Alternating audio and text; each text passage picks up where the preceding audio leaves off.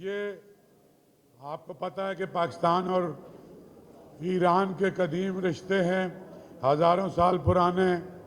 एक तो ये ज़ाहिर है कि हमारा एक रिलीजन का बहुत गहरा ताल्लुक़ है, उसके अलावा हमारा तहज़ीबी और सकाफ़ती बहुत ताल्लुक़ है। पाकिस्तान की जो कौमी ज़बान है उर्दू, वो बुनियादी तौर पे फ़ारसी के वतन से निकली है, पर्शियन से। सो हमारा और ईरान के कदीम रवायती रिश्ते भी हैं और जदीद रिश्ते भी हैं।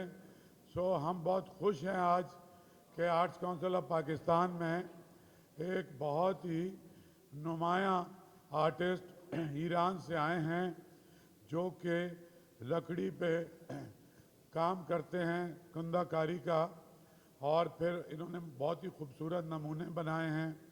इन्होंने चारों कुल भी वो कंधा की हुई हैं चीज़ों से, और दो लकड़ियों को मिला के भी बनाते हैं।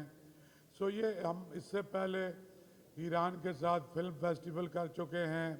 इनके फिल्म मेकर्स आए हैं, इनके नक्काश ये बहुत अच्छे हैं, वो भी आए हैं। हम तो पर्शियन का जो है वो हमारा लिटरेरी विरसा भी है कि आपको पता है कि हमारा 20वीं सदी का सबसे बड़ा शायर इकबाल, ईरान के अंदर इकबाल लाहौरी के नाम से लोग उन्हें जानते हैं और बहुत ज़्यादा उनकी वहाँ पे पजीराई है। सो ये सिलसिला आज इसका है।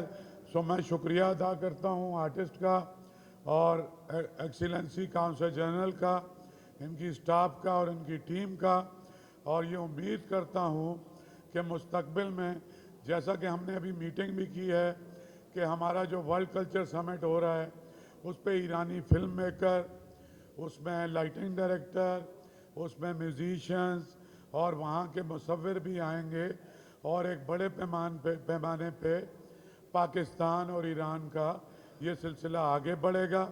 ईरान की कई यूनिवर्सिटियों में हमारी कौमी ज़बान उर्दू पढ़ाई जाती है। उसके लिए we are thankful to you excellency and your leadership, your very able leadership, कि वो उर्दू को, पाकिस्तान को इतनी अहमियत देते हैं। सो आपका बहुत शुक्रिया। और सईद गनी साहब जो हमारे सीनियर मिनिस्टर हैं वो भी तशरीफ़ लाएँ, उनका भी बहुत शुक्रिया।